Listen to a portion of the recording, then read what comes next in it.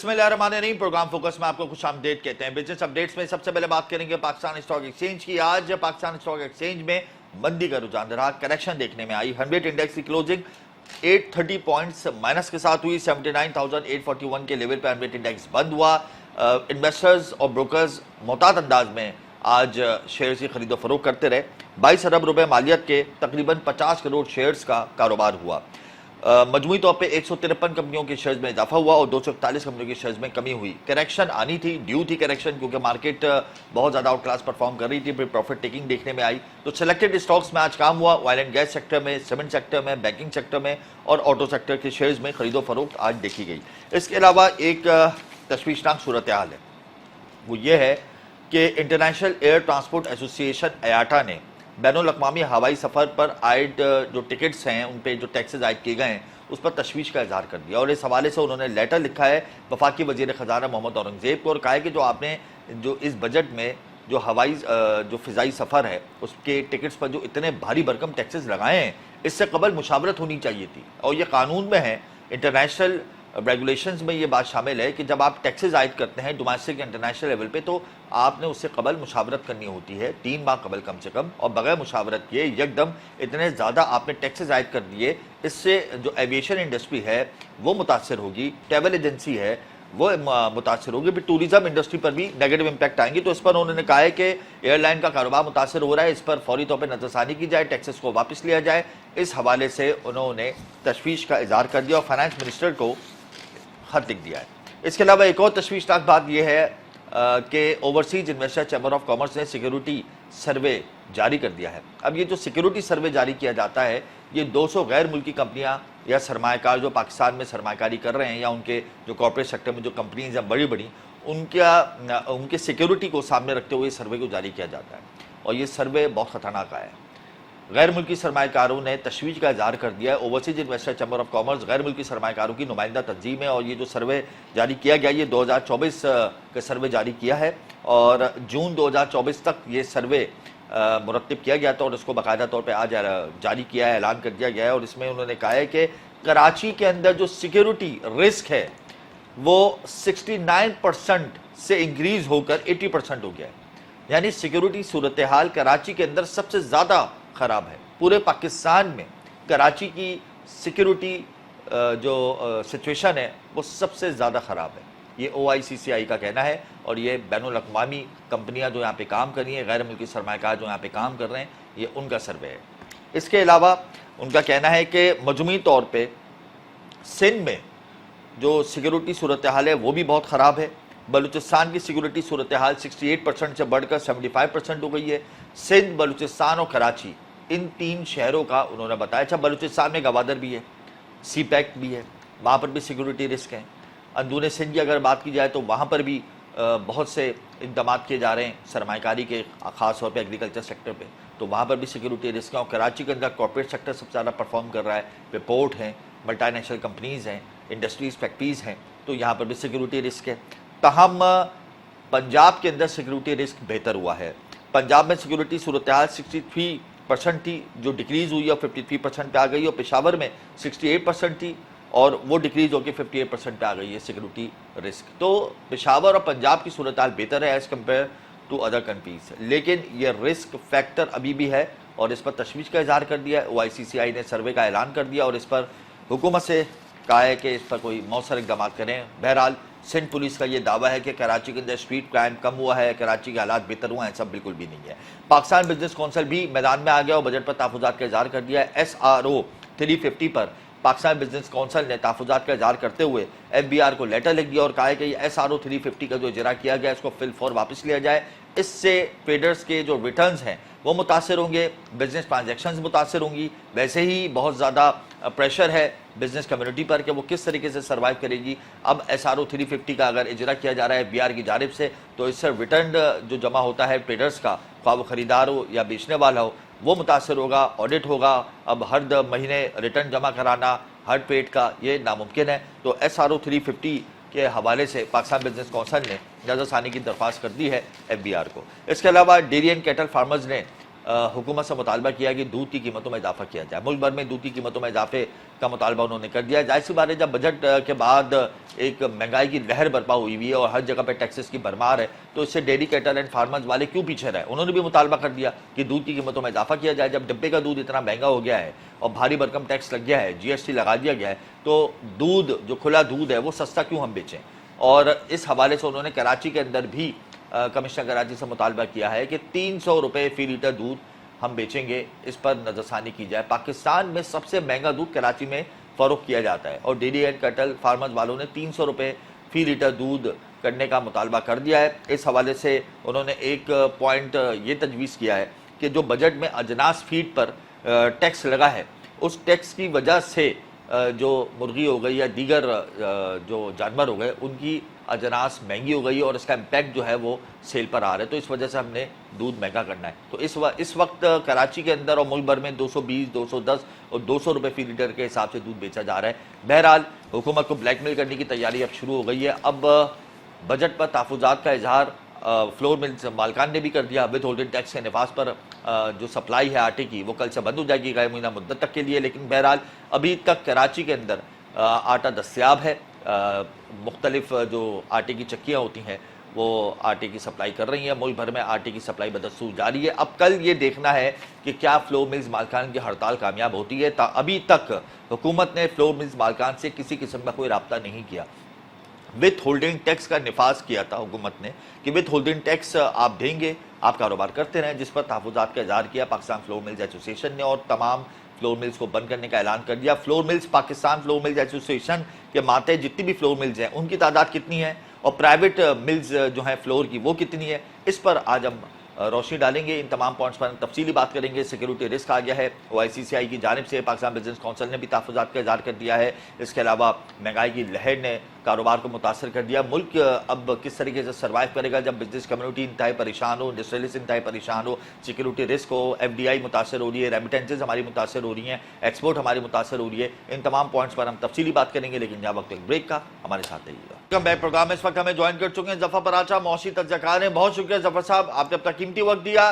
Direction हमारी collapse हो रही है, बिजनेस कम्युनिटी सर पकड़ के बैठी हुई है। बजट के बाद हालात को समझ में नहीं आ रहे, इस वक्त हमारी क्या डायरेक्शन होनी चाहिए, क्या कहते हैं आप इस हवाले से? अस्सलाम वालेकुम जनाब, आपका मदू करने का शुक्रिया जी। देखिए जनाब, इस वक्त हमारे मुल्क की जो डायरेक्शन है सियासी तौर पे, माशी तौर पे और सिक्योरिटी के तौर पे कुछ नज़र नहीं आती। गो के हमारे आर्मी चीफ, ISI चीफ और उनकी टीम ने भरपूर मेहनत की। जो साबका हुकूमत की गलतियां थी, चाहे वो PTI की हो या PTM की हो और या मौजूदा हुकूमत हो, उन्होंने इनको बेहतरीन एक तरफ बेहतरीन माशी तौर पे बना के, सिक्योरिटी के तौर पे बना के और रेल एक पटरी पे चढ़ा के इनको मुल्क दिया था। लेकिन पिछले कुछ 1-2 माह से देखने में आ रहा है कि जो सियासी अदम इस्तेकाम है और माशी अदम इस्तेकाम है, ख़ास तौर पे बजट के हवाले से जो SIFC की तजावज़ात थी, सिफारशात थी, उनको यकसर नज़रअंदाज कर दिया गया और SIFC को भी नज़रअंदाज कर दिया गया। उसका बजट में कोई जिक्र ही नहीं किया गया। और SIFC को किसने नज़रअंदाज किया? SIFC की सिफारिशात को किसने नज़रअंदाज किया? मौजूदा हुकूमत ने। यानी मौजूदा हुकूमत ने special investment facilitation council SIFC जो आर्मी चीफ जिसको लीड कर रहे हैं, उनकी जो तजावीज़ हैं, सिफारिशात हैं, उनको इस बजट में नज़रअंदाज कर दिया। जी, जैसा कि हो रहा था कि SIFC को बातें सामने आ रही थी कि कानून साजी की जाएगी बजट में बाकायदा और उसको कानूनी तहफ़्फ़ुज़ फराहम किया जाएगा। तो हमने देखा उसके ऊपर कोई बात नहीं हुई। फिर इसके साथ साथ जो सिफारिशात थी ओवरसीज़ पाकिस्तानी के लिए और एक्सचेंज कंपनीज के लिए, उनके बिल्कुल नज़रअंदाज कर दिया गया, उस पर भी कोई बात नहीं हुई। फिर बात ये हो रही थी कि हम खर्चे अपने कम करेंगे हुकूमत, उसके ऊपर कोई बात नहीं हो रही और बल्कि खर्चे उल्टे बढ़ा दिए गए 200, 300, 400%। अगर हम बात करें सरकारी तनख्वाहें बढ़ाने की, तो उसके मैं हक में हूँ। वो जो तनख्वाहें बढ़ाई हैं सरकारी लोगों की, वो बिल्कुल बढ़नी चाहिए थी ड्यू टू इन्फ्लेशन। وہ تو ضرور بڑھنی چاہیے تھی، لیکن جو نہیں تو آپ نے سرکاری پارلیمنٹیرینز نے تنخواہ دار اپنے طبقے کی بات تو کر لی، جو پرائیویٹ کلاس ہے سیلری کی، اس کی آپ بات کیوں نہیں کر رہے؟ ان کے اوپر تو ٹیکسز کا بوجھ ڈال دیا، تو ٹیکسز کا سلیب میں اگر وہ ادھر آ رہا انکریز ہوں. کر دیتے، لمٹ انکریز کر دیتے کہ بھئی جو ماہانہ وہ سالانہ جو 5 لاکھ جو کماتا ہے وہ اگر 10 لاکھ یا 8 لاکھ کمائے گا اس سے ٹیکس ہم شروع کریں گے، یہ تو نہیں کیا حکومت نے؟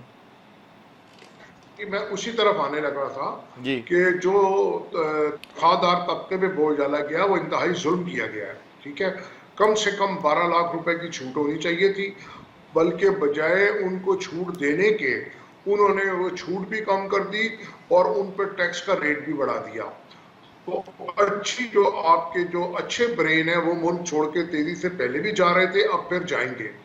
تو یہ اس وقت ایسا لگ رہا ہے کہ حکومت کی توجہ ملک کی معاشی استحکام پہ، سیاسی استحکام کی طرف نہیں ہے، اور جو خرچے کر رہے ہیں، جو قرضے لے کے پارلیمنٹیرینز کی تنخواہیں بڑھی ہیں، ان کی مراعات بالکل. بڑھی ہیں ادھر بھی ہم نے دیکھا. اور پھر خاص طور پہ اور اسٹیٹ اون انٹرپرائز کے جو وزارتیں کم کرنی تھی اس کے اوپر کوئی بات نہیں ہوئی، اور مزید ڈپارٹمنٹس قانون بنانے کی باتیں ہو رہی ہیں، مزید محکمے بنانے کی اچھا بات ہو رہی ہے. ظفر صاحب اور میں یہاں ایسا ایک بات لگتا ہے ایڈ کہ آن یہ کروں گا. جان بوجھ مجھے یہ بتائیں کہ آپ نے کہا کہ ایس آئی ایف سی کو بھی نظر انداز کیا موجودہ حکومت نے. ایس آئی ایف سی کو دیکھ کر ہمارے ملک میں ایف ڈی آئی آنے کی امیدیں روشن ہو گئی تھیں. U A E, Saudi Arabia S I F C سے ڈیل کر کے اپنے آپ کو بہتر محسوس کر رہے ہیں. وہ یہ چاہ رہے ہیں کہ ہمیں ون ونڈو کوئی پروٹیکشن دے، تو وہ ایس آئی ایف سی ہے. اب ایس آئی ایف سی اور آئی ایم ایف کے پلڑے میں آئی ایم ایف کا پلڑا بھاری ہے، تو اب ہماری کیا ڈائریکشن ہوگی؟ ہم ایس آئی ایف سی سے بھی کیا ہاتھ دھو بیٹھے ہیں؟ ہم صرف آئی ایم ایف کی مرہون منت تب چلیں گے؟ کے اوپر ہم نہیں چل سکتے. آئی ایم ایف کے پاس ہم جائیں گے تو ہمارے یہ جو ہمارا بجٹ ہے اس کے بارے میں یہ کہوں گا کہ 50% آئی ایم ایف کا بجٹ ہے اور 50% اشرافیہ کا بجٹ ہے. یہ تو آئی ایم ایف اگر یہ کہتا ہے کہ بھئی آپ اس کو یہ دیکھنا ہے کہ آپ اس کے پیسے واپس کیسے کریں گے، جی تو ہم نے ایک آئی ایم ایف کندھا استعمال کر لیا ہے کہ آئی ایم ایف کہتا ہے یہ ٹیکس لگاؤ، آئی ایم ایف کہتا ہے یہ بجلی کے بل بڑھاؤ اور یہ کرو. سارا کا سارا ہم بوجھ آئی ایم ایف پہ ڈال دیتے ہیں یا ساری برائی، جبکہ ایسا نہیں ہے. آئی ایم ایف یہ بھی تو کہہ رہا ہے آپ اپنے قرضے کم کریں، اپنے خرچے کم کریں. تو اس طرف یہ لوگ بات نہیں کرتے، یہ ٹوسٹ کر کے اپنی جو عیاشی ہے، جو اپنے شاہانہ اخراجات ہیں وہ آئی ایم ایف کے کہنے کے اوپر ڈال دیتے ہیں، جبکہ آئی ایم ایف ایسا نہیں کہتا. اور کوئی بھی ملک صرف اور صرف آئی ایم ایف کے اوپر یا قرضے لے کے اس پہ نہیں چل سکتا جب تک کہ وہ اپنے طور پہ کوئی کوشش نہ کرے. دیکھیے میں نے آپ سے جو کہا آرمی چیف نے جو ایڈمنسٹریٹو میئرز لیے یا ایس آئی ایف سی بنائی، وہ اب ہم دیکھ رہے ہیں یکدم منظر سے غائب ہو گئی ہیں. اچھا ظفر صاحب یہ بتائیں کہ ڈالر $290 پر یہ بجٹ تیار ہوا ہے، کیا آئندہ آنے والے دنوں میں ڈالر کی قیمت میں اضافہ ہوگا؟ دیکھیے جناب، میں اس کے بارے میں ایک تھوڑی سی ڈیٹیل بات کرنا چاہوں گا کہ ہمارے فائنینشل کریڈنشلز بہترین ہیں، اس کی وجہ سے تو ڈالر نہیں بڑھنا چاہیے. لیکن کہاں سے بہترین ہے ظفر صاحب کیسے بہتر ہیں؟ دیکھیں ہمارے زر مبادلہ کے ذخائر، اسٹیٹ بینک کے زر مبادلہ کے ذخائر ڈبل فیگر میں نہیں ہے اس وقت. ہمارا امپورٹ بل آئندہ آنے والے دنوں میں بڑھ جائے گا.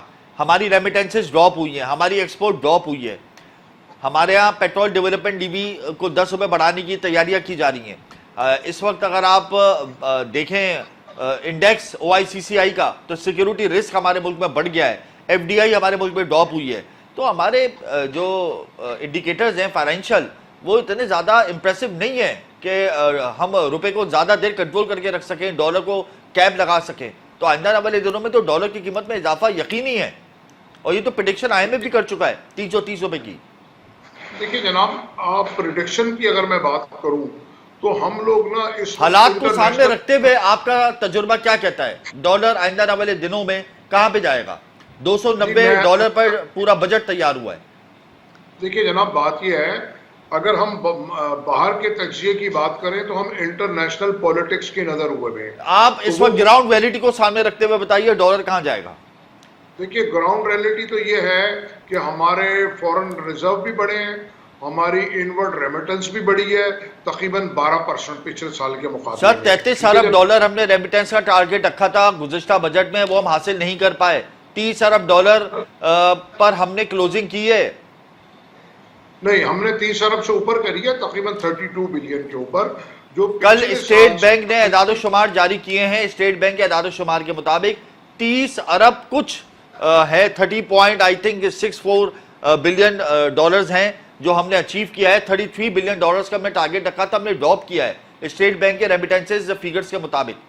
کہ پچھلے سال ہماری 28 بلین تھی, اب 30 سے اوپر ہے. جی تو ہماری ریمیٹنس ہے, ٹارگٹ سے تھوڑا نیچے رہے ہیں, اس میں کوئی شک نہیں ہے, لیکن ہماری ریمیٹنسز بھی بڑی ہے, ہمارا ٹریڈ ڈیفیسٹ بھی کم ہوا ہے, ہمارا کرنٹ اکاؤنٹ ڈیفیسٹ بھی کم ہوا ہے, ہمارے سارے فگرز بہترین ہیں, اور ہم نے جو ریونیو تھا اپنا ریونیو ٹارگٹ وہ ٹارگٹ سے زیادہ اچیو کیا ہے. ٹھیک ہے جعفر صاحب, یہ ایف بی آر کا دعویٰ ہے کہ ہم نے زیادہ اچیو کیا ہے, یہ دعویٰ سراسر غلط ہے. ہم نے 9,400 ارب روپے کا ٹارگٹ رکھا تھا, ہم 9,200 کچھ پر رہے, تقریباً 9,300 پر رہے, ہم نے 9,400 کا ہنسا بھی عبور نہیں کیا ہے. تو یہ ایف بی آر کا دعویٰ بھی محض غلط دعویٰ ثابت ہوا ہے. دیکھیے جناب, میں تو جو ایف بی آر کی خبر ہے یا میڈیا کی خبر ہے اس پہ بات کر رہا ہوں, اور ٹارگٹس جو ہیں چلیں اگر تھوڑے بہت آپ کے مطابق اگر کم بھی ہیں جی تو بھی ہم نے اپنے ٹارگٹس پورے کیے ہیں. ٹھیک ہے, تو ڈالر کو آپ کہاں دیکھ رہے ہیں, ڈالر کو کہاں دیکھ رہے ہیں آپ جعفر صاحب؟ ڈالر کو میں اگر جیسے اب آج کل دوبارہ سے پریشر نظر آ رہا ہے, جی کیونکہ ایک مومنٹم بنایا جاتا ہے, جی وہ ملک میں بنایا جا رہا ہے, لوگوں کا ذہن بنایا جا رہا ہے, باہر کی خبروں کا حوالہ دیا جا رہا ہے کہ ڈالر بڑھے گا. لیکن میں یہ سمجھتا ہوں اگر جس طرح ہمارے ایڈمنسٹریٹو میئرز اگر آرمی چیف والے کنٹینیو کرتے ہیں, آپ خود کہہ رہے ہیں کہ حکومت نے ایس آئی ایف سی کو نظر انداز کر دیا اس بجٹ میں, تو اب وہ میجر جو ہیں وہ ہم نہیں لے سکتے. ان تمام باتوں کو بالائے طاق رکھتے ہوئے آپ مستقبل میں اوپن مارکیٹ میں ڈالر کو کہاں دیکھتے ہیں؟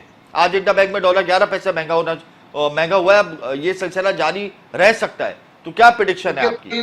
300 روپے کے آئٹم کے اوپر 11 روپے بڑھنا, 11 پیسے بڑھنا, کوئی اگر آپ پرسنٹیج میں دیکھیں گا کوئی بڑی بات نہیں ہے, کوئی بڑی بات نہیں ہے, بالکل درست کہہ رہے ہیں. دیکھیے میری گزارش سن لیں, جی جی دیکھیے ڈالر آپ کے انٹر بینک میں 330 روپے جا چکا ہے. ٹھیک ہے, اور آپ نے یہ دیکھا کہ یہ پھر واپس 50-55 روپے نیچے بھی آیا.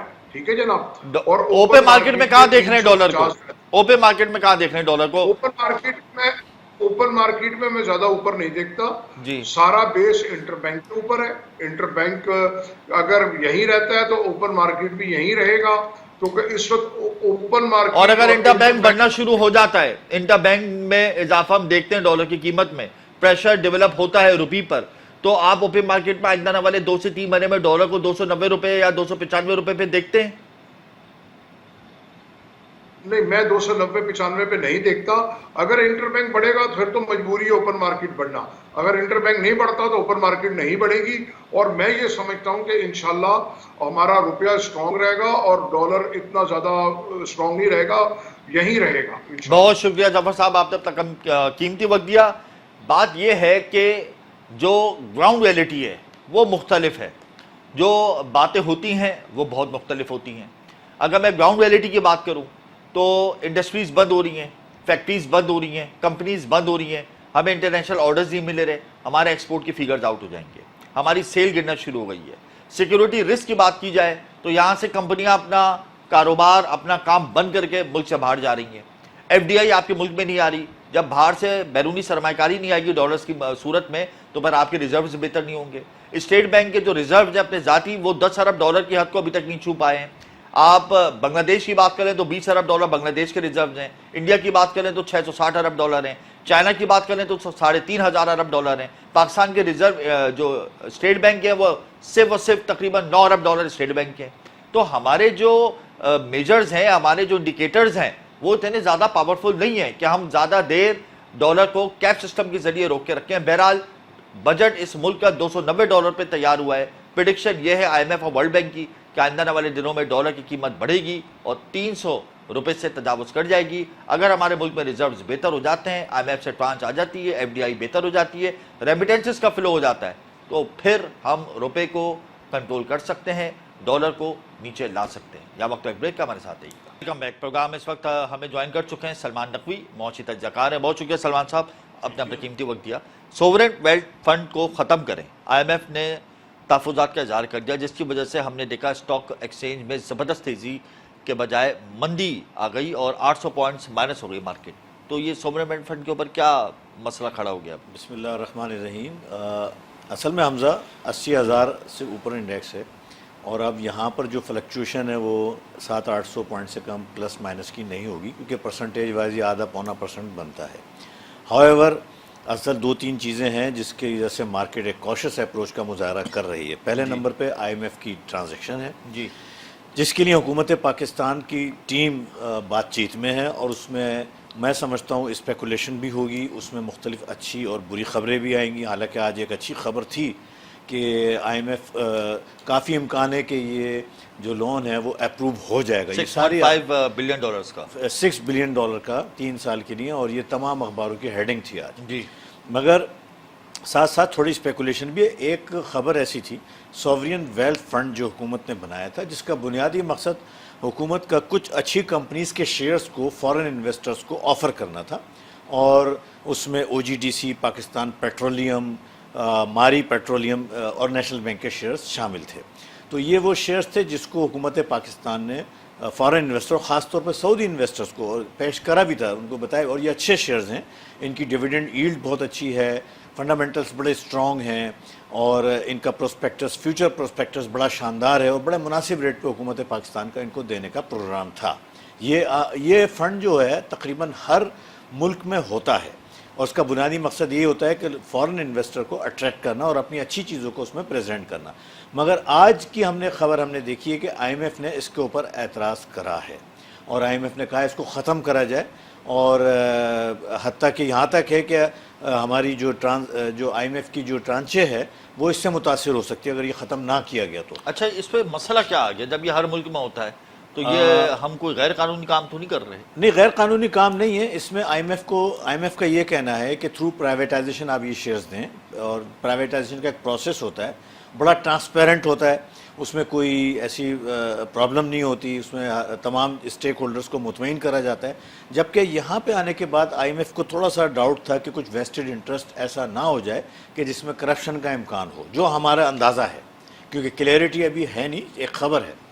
तो हमारा ये अंदाज़ा है इस चीज़ को ख़त्म करने के लिए IMF ने ऐसा किया है। और मैं समझता हूं OGDC PPL के जो शेयर है तो प्राइवेट है ना? OGDC PPL गवर्नमेंट के पास अच्छी खासी क्वांटिटीज़ में इनके शेयर्स मौजूद हैं, नेशनल बैंक के भी मौजूद हैं, मारी पेट्रोलियम के भी मौजूद हैं। तो गवर्नमेंट अपने शेयर्स को फॉरेन इन्वेस्टर को पेश कर रही थी। और ये तो प्रॉफिटेबल ऑर्गेनाइजेशन जी है, हाँ। तो भाई ये प्राइवेटाइजेशन की बात कहाँ से आ गई? नहीं, उसूल ये होता है कोई भी हुकूमत शेयर जब भी अगर देती है तो इस तरह डायरेक्ट नहीं दे सकती, बल्कि वो प्राइवेटाइज करती है या फिर सॉवरियन वेल्थ फंड में जाती है, जो एक तरीक़ेकार है, और ये बनाया गया। लेकिन IMF में इसके एतराज़ात फिर बाद में आएंगे, और मैं समझता हूँ शायद ये मुनासिब नहीं है, इसको होने देना चाहिए था। एक अच्छी डेवलपमेंट थी, इसकी वजह से आज मार्केट में इसका इम्पैक्ट है। लंबी अच्छा, अभी correction आई फाइनल नहीं हुआ है, लेट मी क्लियर यू, लेकिन स्पेकुलेशन तो है। हुकूमत कोशिश कर रही है कि ये ना हो, हुकूमत की कोशिश है, लेकिन बड़ा इम्कान यही है कि ये ख़त्म कर दिया जाएगा। बड़ा इम्कान ये कि खत्म बड़ा कर दिया इम्कान जाए। ये है अगर ये खत्म हो जाता है, इस खबर से आज मार्केट जो जबरदस्त तेजी थी वो जबरदस्त मंदी में तब्दील हो गई और 800 पॉइंट माइनस हो गई। अगर ये सॉवरेन वेल्थ फंड IMF की ईमा पर खत्म हो जाता है तो मार्केट को आप कितना माइनस देखते हैं? मैं नहीं समझता कि या एब्जॉर्ब कर गई है मार्केट? एब्जॉर्ब करेगी मार्केट, इसका इम्पैक्ट कुछ और भी होगा यकीनन। वो शेयर्स इन्हीं खबरों की वजह से इन चारों कंपनियों के शेयर्स जो है बहुत अच्छी रफ्तार से आगे जा रहे थे, मजबूत चल रहे थे। इंटरेस्ट डेवलप होता, हर रिसर्च में ये बताया जा रहा था कि ये शेयर्स जब दिए जाएंगे तो वहाँ से इनको एक बहुत बड़ा रेवेन्यू मिलेगा, हुकूमत को भी, इन कंपनियों को भी, इस तरह ये अच्छे पे आउट देंगे। ये एक सिलसिला बन रहा था। तो यकीनन एक problem for the time being ज़रूर आएगी और वो देखना होगा, और हो सकता है हुकूमत कन्विंस करने में कामयाब हो जाए। अभी फाइनल कोई भी चीज़ नहीं है। अच्छा, अब हम दूसरे टॉपिक पे आ जाते हैं। स्टॉक एक्सचेंज के अंदर मल्टीनेशनल कंपनीज का बड़ा अहम किरदार होता है। आज OICCI का सर्वे आया है, overseas investor chamber of commerce, 200 गैर मुल्की सरमायाकार और कंपनियों की नुमाइंदा तंजीम है। Overseas investor chamber of commerce ने साल 2024 का सिक्योरिटी सर्वे जारी कर दिया। उसमें कराची को सिक्योरिटी रिस्क करार दिया गया है। सबसे पहली पोजीशन कराची की है जी, 80% कराची पहुंच गया है। सिक्योरिटी रिस्क 80% है कराची में कारोबार का। दूसरे नंबर पे सिंध है और तीसरे नंबर पे बलूचिस्तान है। अब अगर ये सिक्योरिटी रिस्क बढ़ता रहेगा तो एफडीआई तो वैसे ही मुतासर है, तो फिर इसका इम्पैक्ट आप स्टॉक मार्केट में और दीगर हमारे जो कारोबारी तबकात हैं उस पर क्या देख रहे हैं? नहीं देखें, तहफ़्फ़ुज़ात का इजहार करा गया है और यकीनन एक जेन्युइन कंसर्न है, क्योंकि पिछले कुछ अरसे में जिस तरीके से चाइनीज़ इन्वेस्टर पे, ख़ास तौर पे उन इन्वेस्टर्स पे जो पाकिस्तान में इन्वेस्टमेंट कर रहे हैं, बड़े बड़े प्रोजेक्ट लगा रहे हैं, उसमें चाइनीज़ सर फहरिस्त हैं, उन पर अटैक हुए और बहुत सारे चाइनीज़ में जहाँ बहक भी हुए हैं। और हुकूमत ने हाल ही में एक ऑपरेशन का भी ऐलान करा है और जिसको सियासी इशू बनाया जा रहा है। मैं समझता हूँ कि इस तरह का ऑपरेशन नहायत ज़रूरी है ताकि सरमायाकार का एतमाद हासिल हो और इन्वेस्टमेंट के लिए सिक्योरिटी का बेहतर होना बहुत ज़रूरी है। और ख़ास तौर पे कराची जो कि हब है, बिज़नेस हब है, इसकी सिक्योरिटी नहायत अहम है और कराची में कुछ ऐसे वाक़यात हो चुके हैं जिसकी बिना पर इनका कंसर्न मुनासिब है। लेकिन मैं समझता हूँ ये ऐसा इशू है जिसको हुकूमत एड्रेस कर सकती है। आप ये बताएं कि इसका इम्पैक्ट स्टॉक मार्केट पे क्या आएगा? नहीं, स्टॉक मार्केट कॉशियस है। आई डोंट थिंक कि फॉर द टाइम बिंग ऐसा कोई इम्पैक्ट हो, अनटिल अनलेस के जो इन्वेस्टमेंट आ रही हो वो ये कहकर रुक जाए कि अभी सिक्योरिटी रिस्क, ऐसा कोई अभी हुआ नहीं। लेकिन देखने में तो ऐसे ही आ रहा है। देखें, रेट ऑफ रिटर्न पाकिस्तान में बहुत अच्छा है, लेकिन जब सऊदी सरमायाकार पाकिस्तान आए, उन लोगों ने यहाँ पे विजिट किया और उन्होंने जो फाइनल रिपोर्ट तैयार की, तो उसके बाद फिर हम देखते हैं कि इस हवाले से कोई पेशरफ, मुस्बत पेशरफ नहीं आती सामने।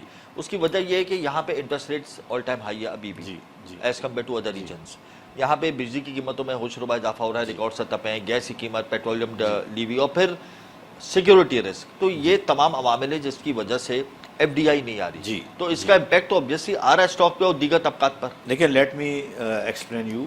देखिए, तारीख पिछले 3-4 साल में, बल्कि काफ़ी सालों में, जो मई में जो डिविडेंड रिपेट्रिएशन हुई है वो हाईएस्ट है $900 मिलियन की। और मेरा ख्याल है स्टॉक एक्सचेंज में यानी जो डिविडेंड फॉरेनर्स बाहर ले गए प्रॉफिट कमा के, और इम्कान है तकरीबन $2 बिलियन का प्रॉफिट जो हमारे फॉरेन इन्वेस्टर ने स्टॉक मार्केट से कमा के इस साल फिस्कल जो ख़त्म हुआ है इसमें $2 बिलियन का बाहर ले जाएंगे। ये बड़ा हौसला अफजा इक़दाम है। देखें, पहले ये नहीं हो रही थी, ये रोक दी गई थी because of the foreign exchange reserve की इशूज़ की वजह से ये कुछ अरसे से रोकी हुई थी। अब ये खुली है, ये एक बड़ा पॉजिटिव इम्पैक्ट है। इसका बड़ा अच्छा मैसेज जो है फॉरेन इन्वेस्टर को जो है जा चुका है। इसके अलावा तकरीबन $14 करोड़ की फॉरेन इन्वेस्टमेंट इस साल और इम्कान है तकरीबन $15 करोड़ तक पहुंच जाएगी स्टॉक मार्केट में। आइए देखें, इससे जाहिर हो रहा है कि फॉरेन इन्वेस्टर का एतमाद बढ़ रहा है, बढ़ेगा। सिर्फ स्टॉक एक्सचेंज में, सिर्फ स्टॉक एक्सचेंज में। जी हाँ, मैं ओवरऑल आपसे बात कर रहा हूं कि देखें, मल्टीनेशनल कंपनीज के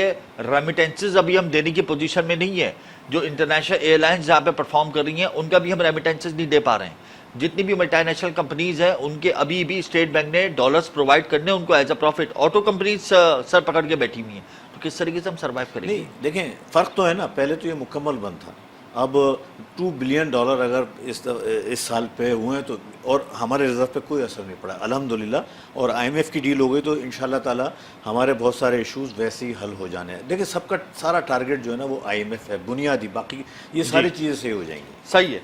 $12 अरब हमने सिर्फ चाइना को देने जी IPPs की मद में ना 3 तो साल में इस हवाले से एहसन इकबाल जा रहे हैं अगले हफ्ते चाइना को मनाने। अब $12 अरब पे अगर चाइना राजी नहीं होता या वो रीशेड्यूल नहीं करता कि नहीं आप हमें दें, तो फिर हम कहां से देंगे? एक बात, इसके अलावा $25 अरब हमने करंट फिस्कल ईयर में बैरूनी कर्ज में अदा करने हैं। तो ₹25, मिसाल के तौर पर मैं ₹25 का लफ्ज इस्तेमाल कर रहा हूं, वो मैंने कर्ज में देने और मेरी जेब में है ₹9 और IMF से मुझे मजीद ₹6 आ जाएंगे, तो मेरे पास ₹15 हो गए, तो ₹10 का तो डेफिसिट ये खड़ा है और मुल्क कैसे चलेगा? हमसे 2 सवाल हो गए, मैं दूसरा फिर बताना भूल ना जाऊं मैं। देखो, जो एहसन इकबाल साहब जो हैं वजीर खजाना, दो इशूज़ पे बात करने गए हैं। पहला इशू है जो टैरिफ है उसमें कमी करी जाए, और दूसरा है कि टाइम पीरियड जो रीशेड्यूलिंग का है वो कम से कम 3 साल, ये IMF की शर्त है। IMF ने कहा है कि जब तक मेरा लोन चल रहा हो आप चाइना को, उसे डर है कि मेरे पैसे हम चाइना को ना दे दे, तो उसने कहा ये रीशेड्यूलिंग इस तरह कम से कम 3 साल के बाद तक हो ताकि मेरे पैसे बचे रहें। تو اس میں ایک شرط پوری ہونے کا امکان ہے کہ 3 سال کم از کم پاکستان کو مل جائیں گے کہ آپ آرام سے دیں 3 سال 4 سال کے عرصے میں. چائنا دے دے گا 3 سال, چائنا یہ امکان ہے, لیکن ٹیرف میں کمی کا امکان کم ہے. وہ چائنا نے منع کرا ہے, معذرت کی, اس لیے کہ چائنا پوری دنیا کو لون پرووائڈ کرتا ہے, تو دوسرے ممالک بھی ٹیرف میں کمی کر سکتے ہیں. ایک یہ چیز ہوگی. سیکنڈ کوشچن آپ کا کیا تھا؟ سیکنڈ یہ ہے کہ اگر ہماری جیب میں 12 روپے ہیں اور ہم نے 25 روپے دینے ہیں, صحیح ہے, تو وہ ہمارا جو ڈیفیسٹ ہے 12 روپے کا ری شیڈول بھی ہو گیا, 9 روپے اسٹیٹ بینک کے پاس ہے, 25 روپے ہمیں دینے ہیں, اور ملک کیسے چلے گا؟ دیکھیں آئی ایم ایف کی جو ٹرانزیکشن ہوتی ہے اس کی امپورٹنس یہ حالانکہ صرف 6 ارب ڈالر ہے جس کے لیے پاکستان اتنا پریشان ہو رہا ہے, ایسا نہیں ہے. آئی ایم ایف کا جو ڈیل ہمیں ملے گی یہ ایک لائسنس ہوگا, اس کے بعد جو ملٹی لیٹر اور بائی لیٹر دوسرے ڈونرز ہیں, دوسرے تمام ممالک پاکستان کو جو سپورٹ کرتے ہیں وہ اس کے بات کریں گے, اور فارن ڈائریکٹ انویسٹمنٹ بھی آئے گی, کرنسی اسٹرینتھن ہوگی, پاکستان کی کریڈٹ ریٹنگ بڑھ جائے گی, پاکستان انٹرنیشنل مارکیٹ میں جا کے مزید لون لے سکتا ہے. ریسٹرکشنز کا سامنا ہوگا پاکستان کو آئی ایم ایف کی جانب سے, مزید ریگولیشنز کا سامنا ہوگا, مزید ٹیکسز کا بوجھ ہوگا, یہ بجٹ کی یہ تو ہو گیا ہے, ایس آر او اور منی بل دوبارہ آئیں گے, تو یہ اس سے ہماری اکانومی بھی ڈسٹرب ہوگی. دوسرا رخ یہ بھی ہے, ابھی کوئی چارہ نہیں ہے, اس کے علاوہ کوئی دوسرا راستہ. آخر میں مجھے یہ بتا دیں حالات کیسے دیکھ رہے ہیں مختصر, حالات کیسے دیکھ رہے ہیں مختصر یہ بتا دیں. اگر آئی ایم ایف کی انشاءاللہ تعالیٰ ہمیں امید ہے, کیونکہ ساری کنڈیشنز پوری ہو گئی اور آج کی خبریں بھی یہ تھیں, آئی ایم ایف کی ٹرانزیکشن ہو جاتی تو انشاءاللہ تعالیٰ پاکستان کو ایک اچھا اسپیس مل جائے گا. بہت شکریہ سلمان صاحب, آپ اب تک قیمتی وقت دیا. آئی ایم ایف ہماری آخری امید ہے, کیونکہ ہماری جیب میں پیسے نہیں ہیں, ہمیں آئی ایم ایف سے پیسے لینے ہیں تاکہ دوسری انٹرنیشنل آرگنائزیشنز ہمیں لون دیں. اس وقت پاکستان کی جو ریزروز ہیں وہ ریمارکیبل پوزیشن میں بالکل بھی نہیں ہے. ہم نے 25 ارب ڈالر اس سال ادا کرنے ہیں بیرونی قرض میں, 70,000 ارب روپے سے زائد ہمارا مجموعی قرضہ جا چکا ہے. اس میں سود چڑھ رہا ہے مستقل, اور لوکل بوروئنگ گورنمنٹ مستقل بنیادوں پر کر رہی ہے. تمام بیلنس آف پیمنٹس کا جو نظام ہے وہ دھرم بھرم ہو گیا ہے. اس کو صرف ایک ہی صورت میں درست کیا جا سکتا ہے, وہ ہے آئی ایم ایف کا معاہدہ. اور آئی ایم ایف چاہتی ہے کہ وہ جو چاہے پاکستان وہی کرے, اور ہم وہی کر رہے ہیں, جس کی وجہ سے جو ہمارے اکنامک انڈیکیٹرز ہیں وہ تیزی سے نیچے کی طرف جا رہے ہیں. یہاں وقت ایک بریک کا, ہمارے ساتھ رہیے گا. Welcome back. پروگرام میں اس وقت ہمیں جوائن کر چکے ہیں chairman Karachi grocers and wholesaler Abdul Rauf Ibrahim. بہت شکریہ عبدالرؤف صاحب, آپ تب تک قیمتی وقت دیا. اچھا, وتھ ہولڈنگ ٹیکس کا نفاذ ہو گیا ہے فلور سیکٹر پر, جس کی وجہ سے پاکستان فلور ملز ایسوسیشن نے کل سے غیر معینہ مدت کی ہڑتال کا اعلان کر دیا کہ ملک بھر میں آٹے کی سپلائی بند ہو جائے گی, آٹا نہیں ملے گا. آپ سمجھتے ہیں کہ واقعی میں یہ ہڑتال کامیاب ہو پائے گی؟ دیکھیں, یہ ہڑتال کامیاب نہیں ہوگی, زیادہ ایک آدھ دن ہو سکتی ہے, مان لیا, لیکن اس کے ثمرات جو آئیں گے, جو اس کے نقصانات آئیں گے, وہ پبلک افورڈ نہیں کر پائے گی, اور یہ اچھا بھی نہیں ہے. ہڑتالیں اچھی بات مسترد کرتے ہیں, آپ مسترد کرتے ہیں, اور ہماری کراچی ہول سیل تو اسٹیک ہولڈر میں شامل ہی نہیں کیا گیا. کراچی چیمبر آف کامرس کا یہ مینیجنگ کمیٹی کے ممبر ہیں, جو چیئرمین ہیں چودھری حامد صاحب, سندھ زون کے پورے چیئرمین ہیں.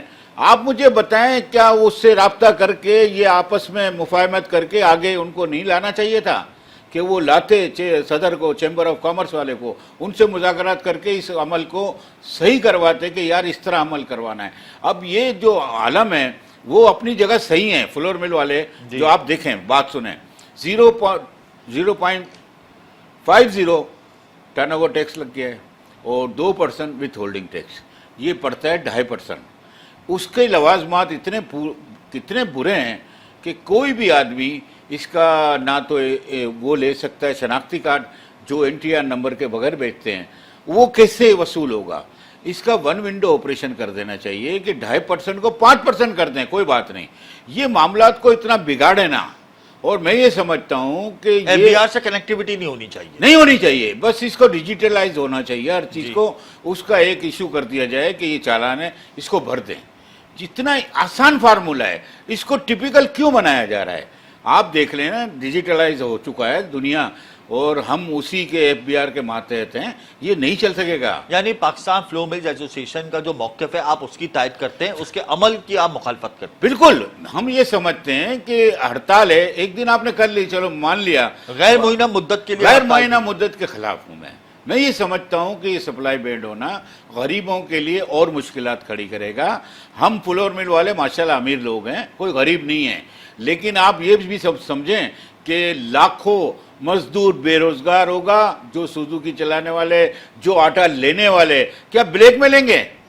تو یہ تو پبلک کو سوچنا ہے, ہماری عوام کو سوچنا ہے. اور یہ فلور مل مالکان سے بھی میں درخواست کرتا ہوں آپ کے ٹی وی کے توسط سے کہ یہ ہڑتال ایک روزہ ہو جائے, اور بالکل آپ چیمبر آف کامرس سے رابطہ کریں, فیڈریشن سے رابطہ کریں, اور آپ اسی میں مینیجنگ کمیٹی میں ہیں اور آپ نے الیکشن لڑ کے آئے ہیں, تو آپ کم سے کم اس ایشو کو اٹھائیں. اچھا یہ بتائیں کہ کل سے ہڑتال کی کال دے دی ہے.